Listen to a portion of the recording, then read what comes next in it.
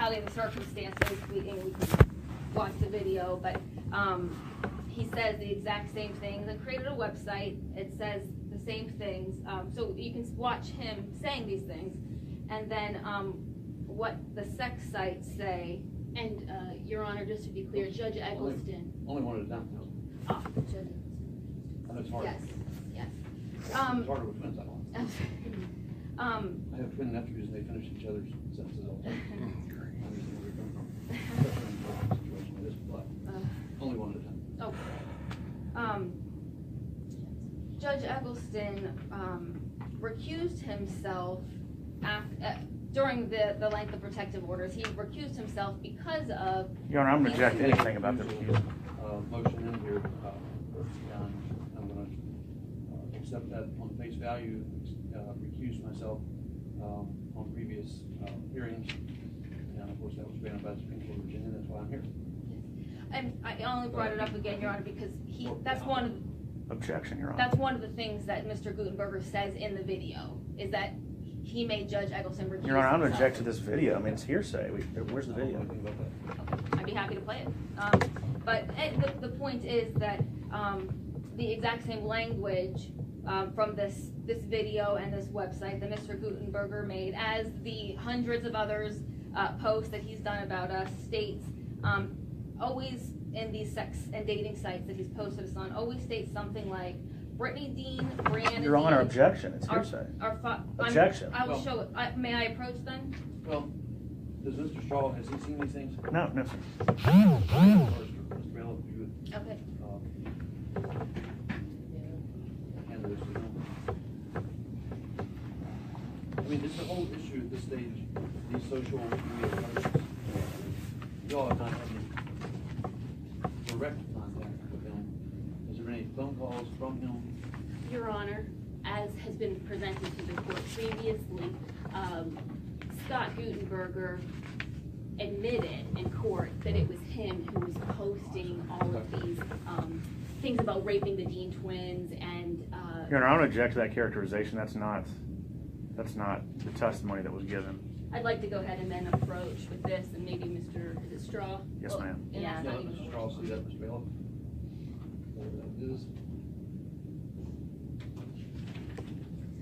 As I was saying, as Scott Gutenberger and his counsel have conceded and admitted in court, Scott Gutenberger has a history of posting things about Briana Deane and rape, the Deane twins and rape, and he has stated, I'm going to ruin them. He has told previous judges, my goal is to ruin the Objection, Your Honor.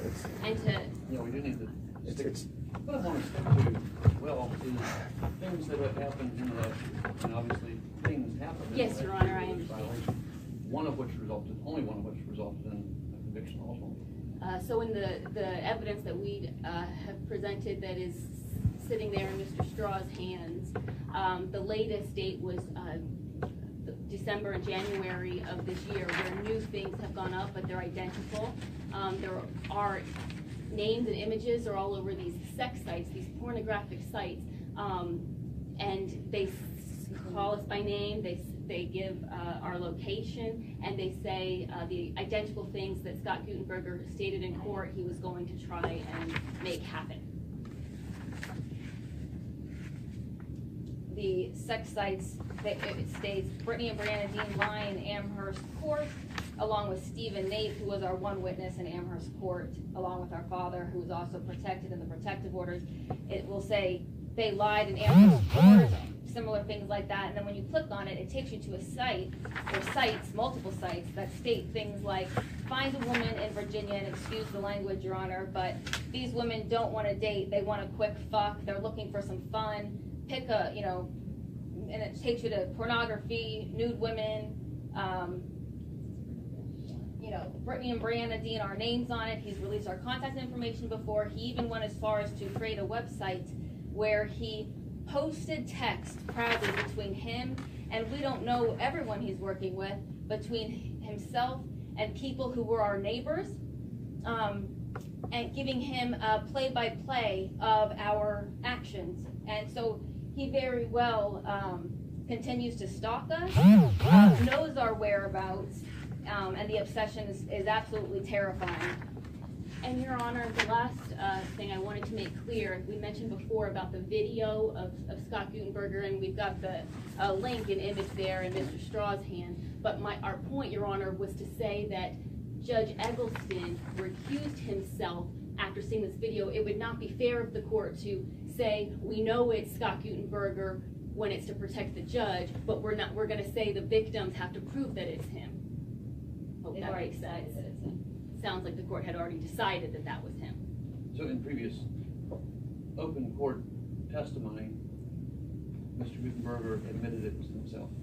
That is correct, and then also Judge Eggleston, when we were not in court, we found out that Judge Eggleston had, because he knew all of these posts that Scott Gutenberger was making online about Judge Eggleston were accurate and made by Scott Gutenberger, that he had to recuse himself. That's what we were told. He felt threatened, and so it wouldn't be fair. Now you're getting beyond, I mean, Judge Eggleston is not here seeking infection, okay?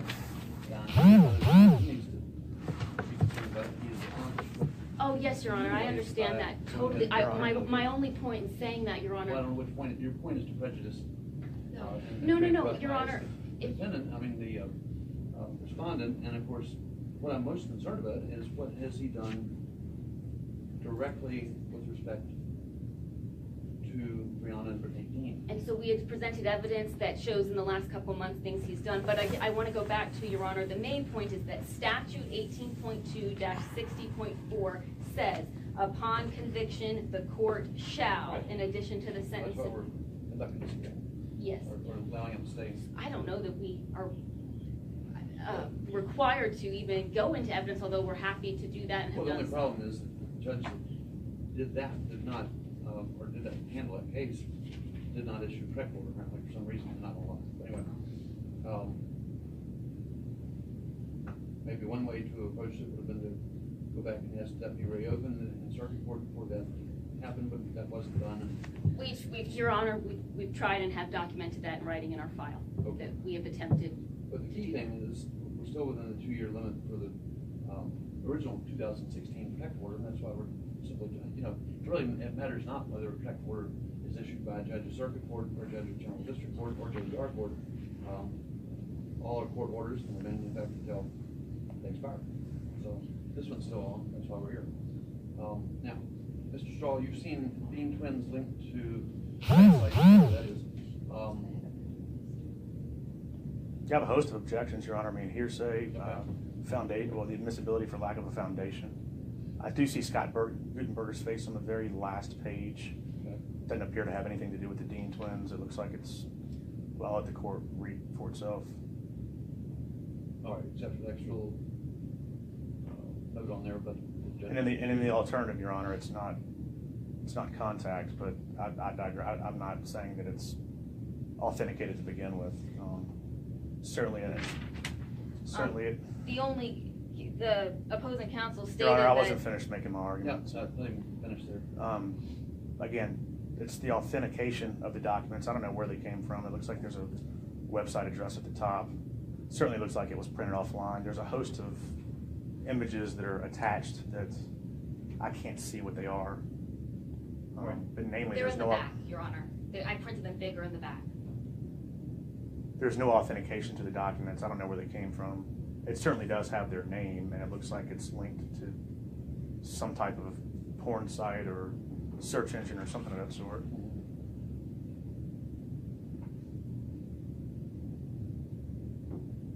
I guess my question would be, if everything that the petitioners are testifying to are true, does that in and of itself present the likelihood of bodily harm? Right. I mean, that's what the protective order is for, is bodily harm. I mean, if you look at 19.2-152.10, it has 3 subsections, and they all discuss exactly what triggers either a violation or what triggers the court beyond a preponderance of the evidence to issue a preliminary or a final protective order to begin with. Right. Your Honor, may I? Yeah, I'm finished. That's my argument. Well, yeah. Just for the admissibility of those documents. It's necessary to prevent acts of violence, force, or threat criminal offenses that may result in injury to personal property or communication or other contact of any kind by the respondent. Your Honor, when Judge Eggleston issued the permanent protective orders on February 10th, 2016, he quoted a case, and it's become, precedent in Virginia, that stalking is now, when an individual tells someone, do not contact me, and that person, after being told concretely, do not contact me again, contacts the person even one time, it is now considered stalking in the state of Virginia. And stalking is something that the opposing counsel statute covers as an act of violence. Your Honor, I can't think of a more violent act than inviting people to teach the Dean twins a lesson, talking about rape me dash Brittany Deane and Briana Deane with the Nirvana song Rape Me blasting in the background. I can't think of, along with our contact information, I can't think of anything that is more threatening as far as a violent act. Linking our names to sex websites, saying that we're in Virginia and that these women want a quick F-U-C-K is beyond terrifying. We have had, what he does is he goes online and invites people to harm us both mentally Your Honor, I'm and object to physically. the characterization. Is this testimony or argument? She's still speaking. And But I objected. Your Honor, may I just finish my thought? Sure. Of course we are going to run into being able to 100% prove that it's someone. I could go into that, but we have had our windshield beaten in. Objection. These things are, I know. I don't know where they happen. Did they happen here? It's reported to the police. Here? In Amherst? No. I will. So, I would. But what your argument is, basically, or what your testimony is that there were notations on some websites calling on people to,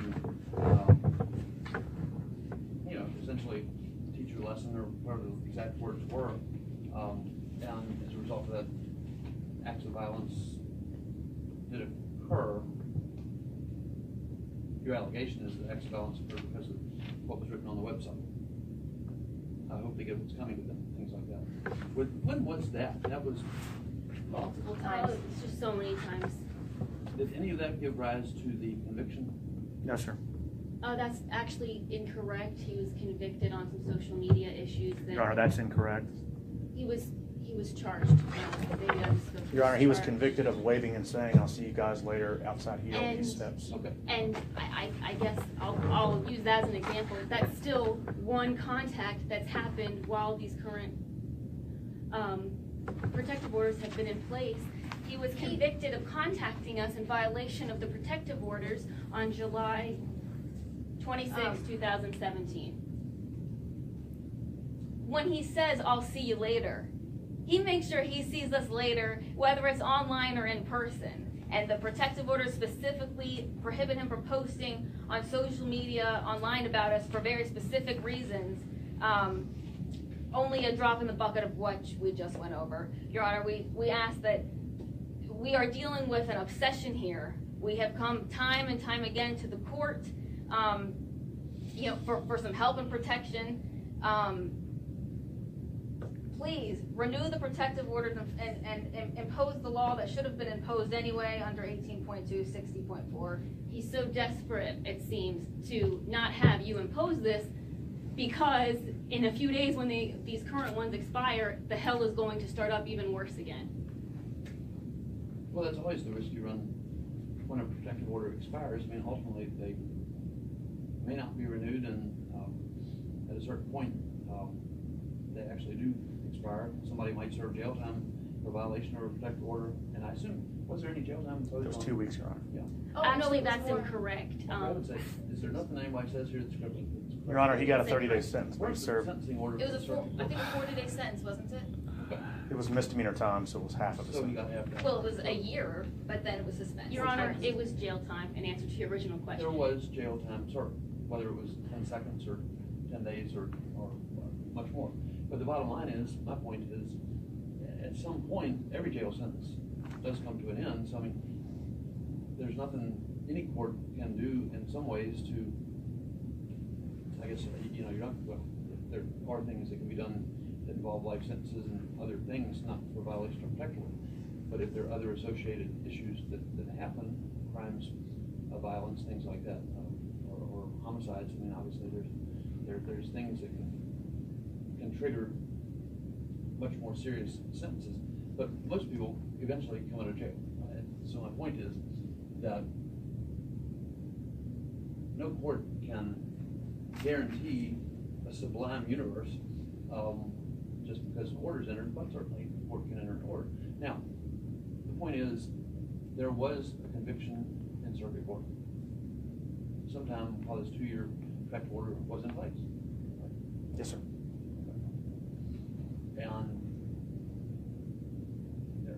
All right, you all have had a lot of testimony. I don't know if Mr. Gutenberg even wants to testify or not. I would just like to ask a couple of questions. Absolutely.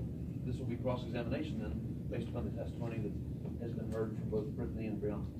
Do either one of you still live in Virginia? We're not going to answer that in front of the That stalker. question's already been answered. I didn't. Were they under oath when I didn't hear that? We are not. Mr. Straw, I would advise you not to assist the stalker in help Wait a minute. in stalking us. Are you saying that somebody in this court's not entitled to representation?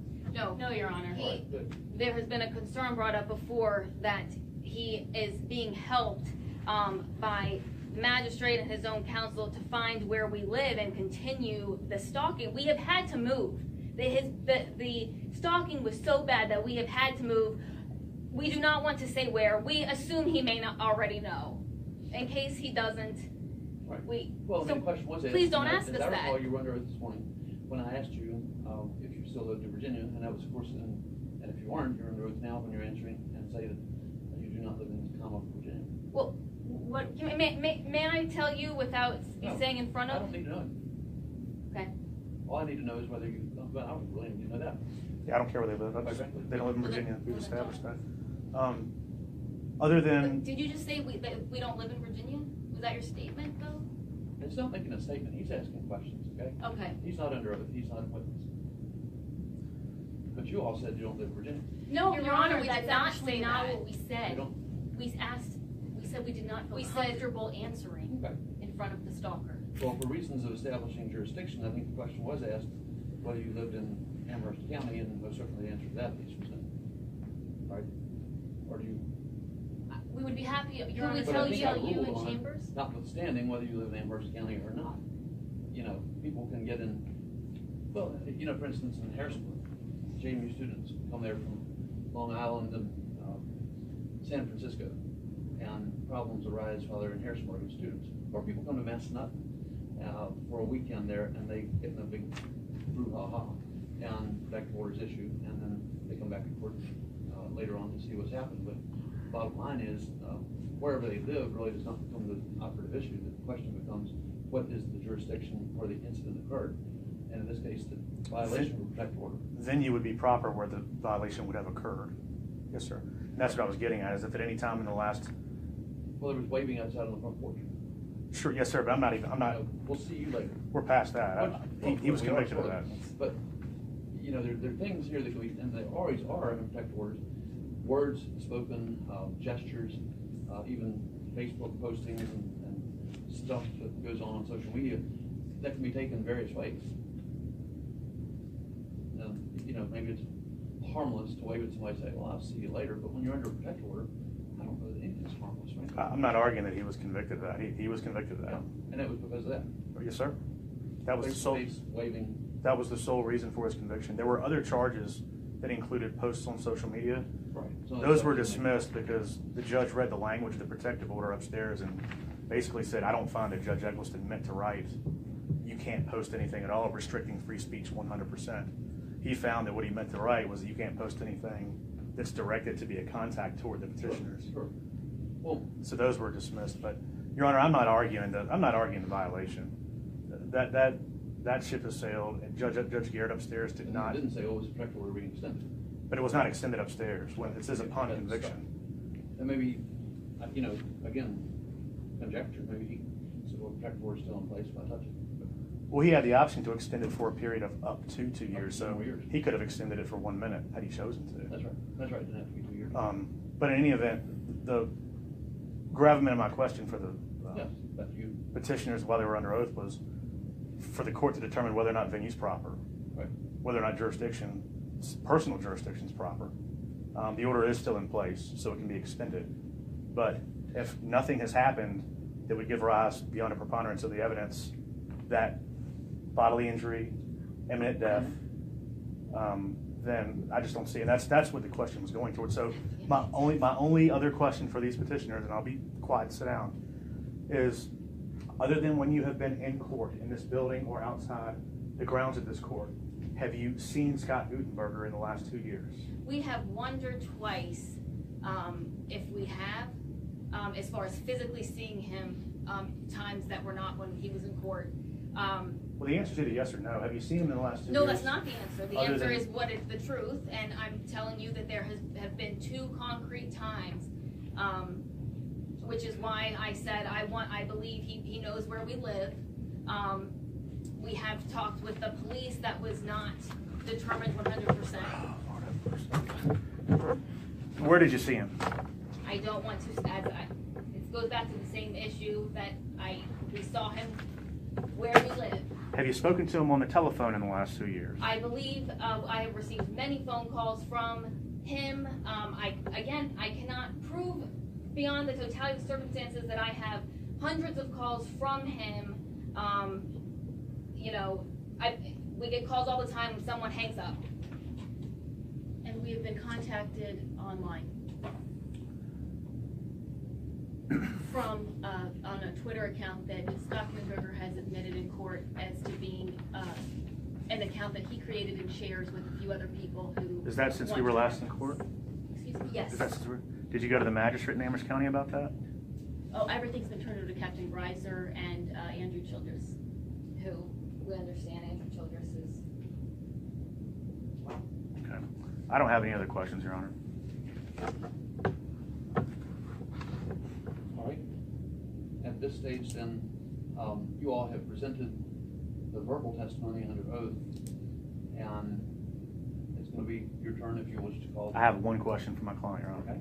Do you still live in Virginia, sir? Or have you ever lived in Virginia? No, Okay, that's all the Have you ever question. lived in Virginia? no, never.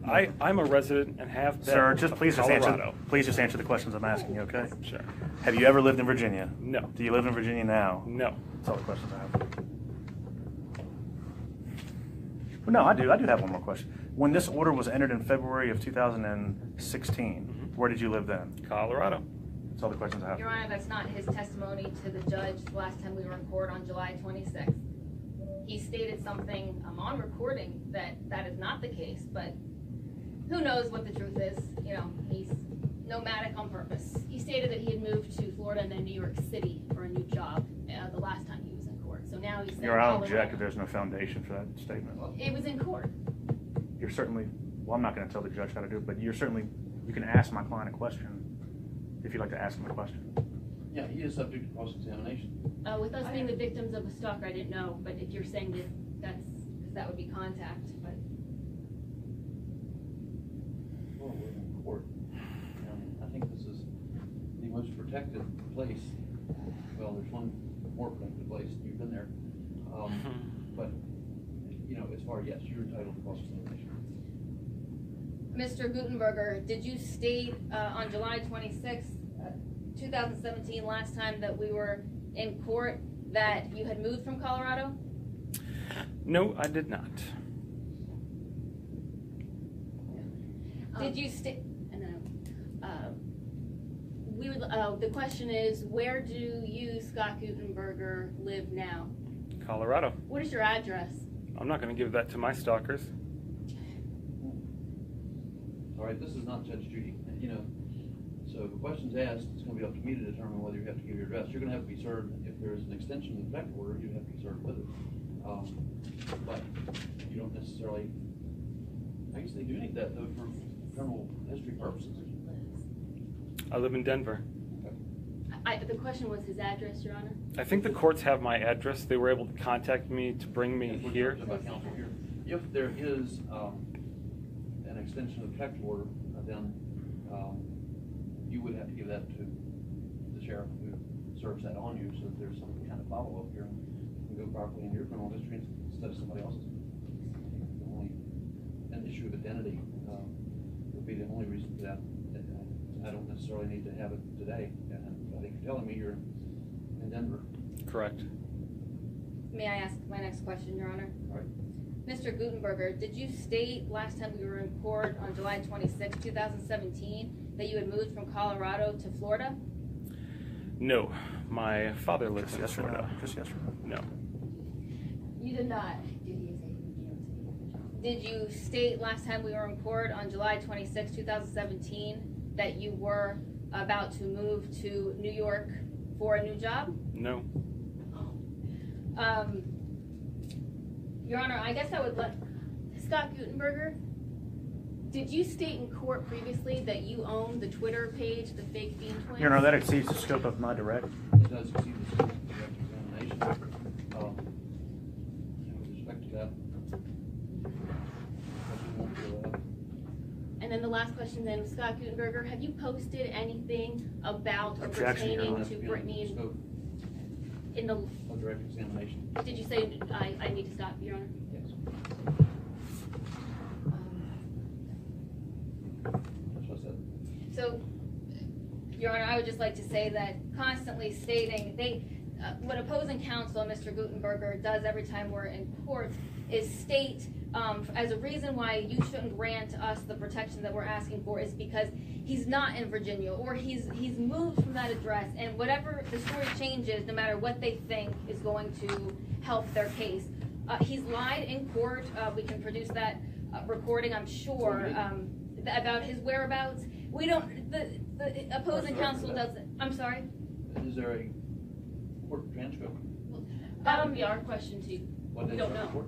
I believe that I the didn't have a witnesses transcript. were given permission to record. Oh wait, he said, counsel said he has the transcript? I said I do not have a transcript. I didn't order a report that day, Your Honor.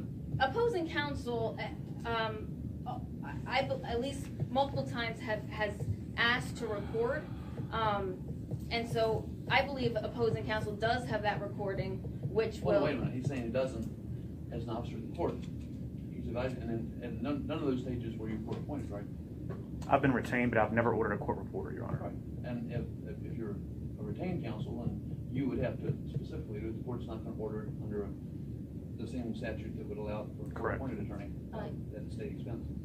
Does that apply to us as well, Your Honor, the victims?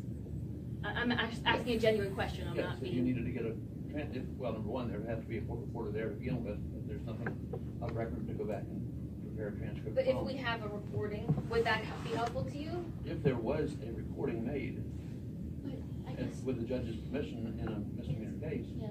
then it could be given some weight. But I mean, what's your point? Is your My point, Your Honor, that he's lied specifically about no. his whereabouts? Your Honor, my point is that opposing counsel made the specific point to say, Your Honor, he doesn't live in Virginia. He's not harming these girls. We don't know where he lives. Opposing counsel, I hope, doesn't know where he lives, and that's genuine. But he has lied in court last time about where he lives. He may very well live right down the street from us. We don't know. Opposing counsel obviously doesn't know and is not owning up to the fact of what Scott Gutenberger said multiple times last time in court about how he was not in Colorado, about how he had moved to Florida, and was in the process of moving to New York for this great new job as a marketing director. And he testified to that multiple times. And Your Honor, I would just like to go back. I think we're getting a little off course because from what I can tell, the only thing that we really have to show under statute 18.2-60.4 was that he was convicted. And he was. He was convicted on July 26, 2017. Your Honor, I don't know why we were told that the judge was issuing that, and then suddenly found out now that, oh, there was something. But Your Honor, I would hope that the previous court's error would not be something we have to suffer as the victims. I hope it can be corrected today, and thank you. Okay. I'll take that as closing argument, essentially, of the petitioners. Only, Your Honor, that we ask that the full 2 years, that would be the time that we request. All All right. with the same provisions as the current ones that are about to expire. Thank you. Well, anyway, we'll go into that if we have to. But anyway, Mr. Shaw. Your Honor, I'll just argue that if petitioner's basis for this hearing and an extension for the protective order is the fact that he was convicted, they're in the wrong court. That's within the jurisdiction of Judge Garrett upstairs. If it was a mistake or if it was oversight, I don't know, but I think that a sentencing modification would have to be done upstairs because the statute says that the court shall upon conviction. Today we are not upon conviction. Judge Garrett was upon conviction in July of last year. I don't think that means he loses his right to do it. I'm certainly not giving the petitioner's legal advice, but we're just not in the right court. Where that leaves this court today, I would argue, is has there been some type of an act since the first protective order was entered that gives this court pause and for this court to find beyond a preponderance that there is still a health or safety issue that exists today that existed in the same light when the first protective order was entered. And I would argue that there has not been. The only evidence the petitioners have put forth before the court, they actually haven't even put forth the fact that he was convicted. We stipulated to that. They've given the court documents that had not been I'm sorry, Your Honor. They've given the court documents that haven't been authenticated in any way, and therefore they're hearsay. There's been no type of a business record exception. There's been no admission under oath by Mr. Gutenberger that he has anything to do with this. It has their names. We don't know where they came from. The only thing that the petitioners have put before the court today as evidence is only what we've stipulated to, and that is that he was convicted of a direct contact, which its nature was, hey guys, I'll see you later. Anybody's certainly free to interpret that however they want. I'm not telling the court how to interpret that because the court didn't hear that evidence. The court upstairs did. And the court upstairs convicted him of that, and the court upstairs is who had statutory authority at that time to extend the order for a period of not 2 years, but up to 2 years. It very well could have been that the circuit court wasn't going to extend it beyond a day and therefore didn't want to fool with it. But certainly that wasn't done. So where this court again is, why it wasn't done. There's no indication. I can't represent to the court why because I don't know.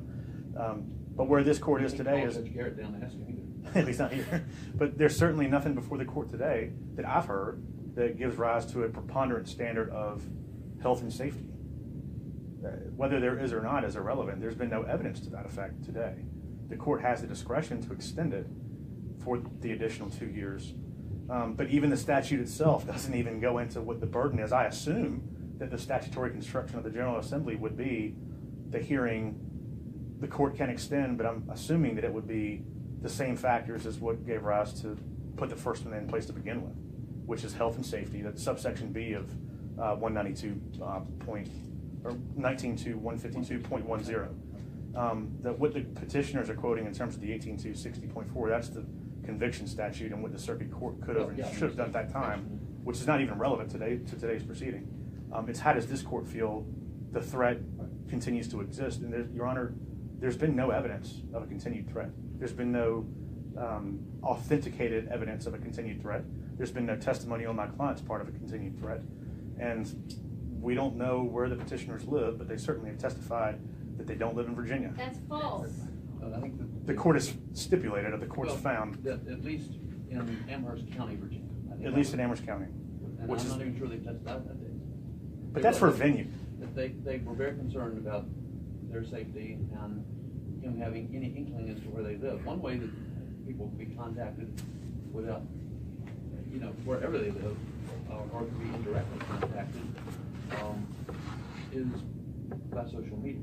It doesn't really matter if they live in Amherst or they live in Virginia or New York. There's been no evidence of that here today, Your Honor. There's been no contact via social media presented as evidence here today. Right, but that is a concern that Judge Eggleston obviously had. And anyway, you're entitled to the last word. However you want to start with that. We've been through hell. It's been a horrible couple of years, and the hell has continued. We go to bed scared every night that we're going to get raped in our beds. We are always scared of seeing him in our rearview mirror. We are always scared that he is going to make good on the threat that he gave, that he was convicted of, saying, I'll see you guys later.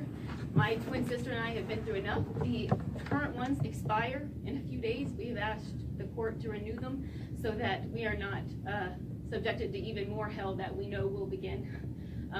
And we ask the court to please renew the protective orders. It is also not our fault that the previous court didn't follow the statute, but we came here today as we were told we needed to get a renewal.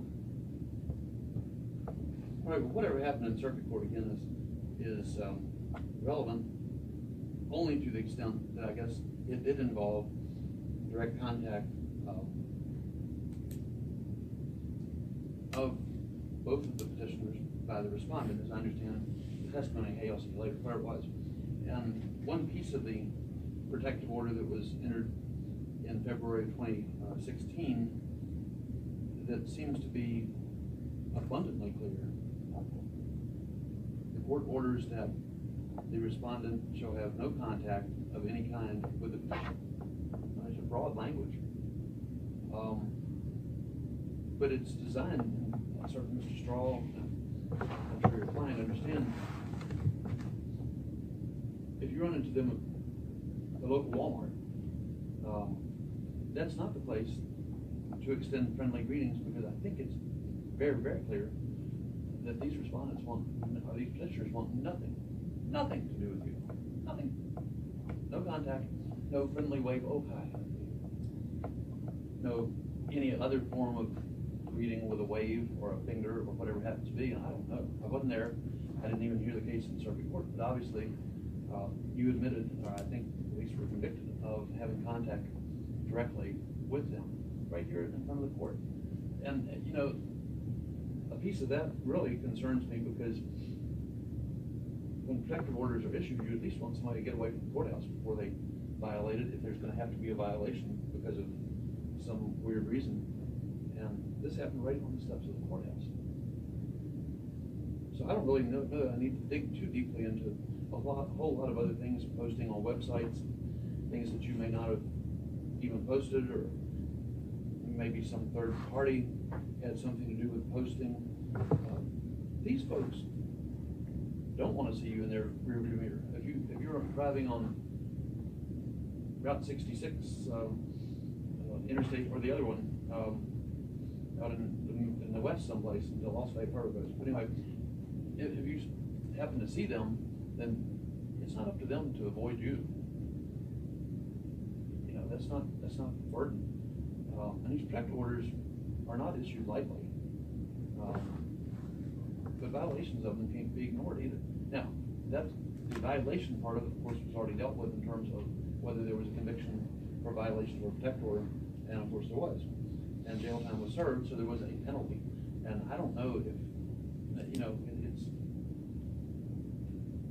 if it's something that you don't understand or are not going to be able to get behind you, then I certainly hope that whatever you need to do to get it behind you, get it behind you. Because I think the other thing that's very clear is that Brittany and Briana Deane are going to take this very seriously. And it's easy to get a warrant from a magistrate. I'm not saying it's a perfect system. I'm not saying it's a corrupt system. I am saying that it's easy to get a warrant from a magistrate. And the magistrates, because this has mandatory jail time, no matter, it doesn't have to be a year or anything, but it does have a mandatory sentence that's involved. They do take charges of violations of protective orders very seriously, and they hold people in jail until they get to come to court. And that's the magistrate's discretion, and usually, at least at that stage, you know, it's going to be upheld by a judge until there's a hearing date. Now, you've been through that process once, maybe more than that, because there were other allegations, I think, of other court cases, other court dates, perhaps, that all went along with that stuff. But I'm real concerned when I hear of any kind of contact, especially direct contact, because I've always made the point with any protective order when I issue them, it's like, you understand that you shall have no contact of any kind with the petitioner. That means one-on-one, here we are, they're across the room, and you say something to them. That's direct contact. Simple as that. I mean, if you do it on the front steps of the courthouse, that's direct contact. It doesn't have to be assaultive behavior. And so that's what, now, and obviously that is viewed in the context of, is there something there that's going to cause a reasonable apprehension of bodily harm, and those kinds of things. And I think that becomes very subjective, because one person's apprehension is going to be different than another person. And what Brittany and Briana Deane are looking at is a larger context there perhaps than you are. And it would be up to the court to determine in any case in the future whether there's going to be truly, beyond a reasonable doubt, a criminal act that occurred. Magistrates have probable cause. They can issue a warrant pretty easily. And somebody goes in and swears out a warrant, and you know, sometimes warrants are sworn out that turn out not to be true. And you know, other repercussions exist for folks that swear out warrants that aren't true. But the bottom line is, that's not where we are. We don't want to get back to that point.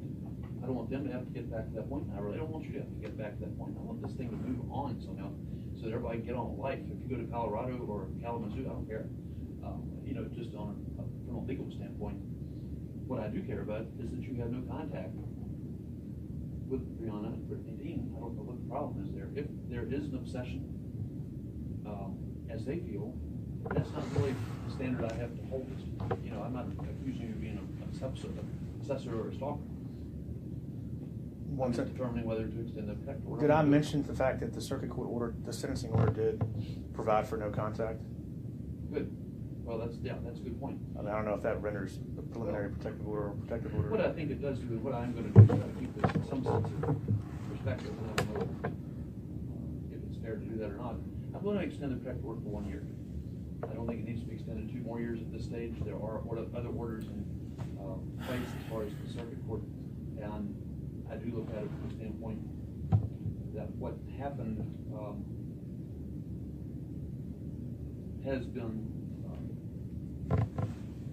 in violation of protective orders, been found that way. So I can't ignore it. But by the same token, I'm not going to drag this thing out 2 years. I'm just leave it 1 year. 1 year from today's date, essentially.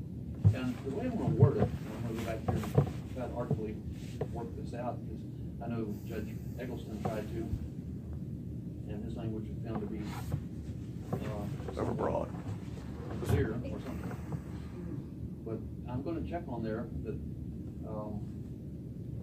we've had a full hearing, no question about that. The respondent shall have no contact of any kind, shall also not commit any acts of violence, force, or threat, or criminal offenses that may result in injury to the person or property. You know, it's always subject to interpretation as to what that is, and then that you have no contact of any kind, well, with William or Deborah, I guess, being the additional parties that were sought to be added to the original protective order and are still on there as far as this one. So they, again, no contact of any kind, no exceptions. My point when I say no exceptions is no direct contact, no indirect contact, no third-party contact. You will not make any kind of contact. Now, when we get to the social media, I don't know, I wish there was a way Your Honor. under free speech to have absolutely no contact. I can't, you know, we get far afield when I say no third-party contact through social media or something like that. One of your friends may pick up something and say, you know, that protective order sucks, this is ridiculous, you know, these people have made false accusations or whatever that you didn't even know about. But I will definitely say in there that, I mean, how can it be more clear? Judge Eggleston wrote it in a way that makes sense to me. Respondent may not post any material on social media regarding petition. Respondent. You know, I don't know if you had this website or what it was, but you know, you can't put stuff on there. I don't know how you control everybody on the planet reading something. You know, social media is such a disaster, guys. You know, there are times when it's wonderful, instant communications is perfect, you know, but it's not. It's gross. So that's how we get to these things. Just context, Your Honor, where that left him last time was when he got online after the court hearing. He said something to the effect of, or he posted something to the effect of, just got out of court today, justice was done, blah, blah, blah. And although it wasn't a message that he sent Right. to the petitioners. I mean, make it clear The that petitioners you're were not able to gonna send read them it. something. So that's not contact, is what our argument was, as long as it's not, I mean, Yeah, that really Your Honor, gets into. that's not what it stemmed from. It stemmed from rape stuff about the Dean twins. Sure. Well, So let's not please why would minimize you it, please. mention them? Why would you mention mention this proceeding on social media? Is there any reason it has to be mentioned on social media? But we're getting into First Amendment issues when we make it that broad. It's Right. Yeah, well, there was a reason, actually. There was a Oh, reason. Scott, don't say anything, please. Sit. All right. We're getting into First Amendment grounds when we do that. We're getting into overbreadth when we do that. I think Mr. That was ruled Gutenberger. on already, Your Honor. Well, it was ruled on, there's no conviction for it. That's right. No, but it was ruled on that he already asked this in circuit court, if it was overbroad, and the decision was that no, it is not. Your Honor, I worked on the famous Craigslist rapist case where an ex-boyfriend went on, posted a photo of his ex-girlfriend inviting men to rape her, and gave her contact information. I'm sorry. Is this that case? Your Honor, he knows that I worked on that case. He knows it terrifies me. You didn't work. I mean, why are we doing that? My point is that it is not that he went online and said, justice must be served about my case. It is so much deeper and more violent than that. So I'm just responding to opposing counsel. He is making it something that it is not. We don't want him to post about us. We don't want to have to be contacted by third parties saying, oh, the stalker's at it again, telling men to rape you. The stalker's at it again, saying that you're a drug addict. We want to be left alone. Is that clear? I mean, I'm Yes. not sure I can write anything that's make it any more clear. I have left them alone. This is malicious prosecution. That's all this is. I have left them alone. I will continue to leave them alone. I will continue to move farther away to wherever they think, or they think that I think that they are. I don't want anything to do with these people. I've gone through this for 2 years, spent almost $40,000. Okay, I'm exhausted. It takes me 20 hours to get here. That's good. Wonder where you're flying. Far away from here. Violation. Oh, come on. Look, I'm Dude. going to issue a executive order. And I think that whatever the executive order says will be interpreted by everybody in different ways. So I'm just going to make it as simple as I can and leave it up to another Thank you, judge. Your It Honor. has to be interpreted some other day. Where can I have my contract?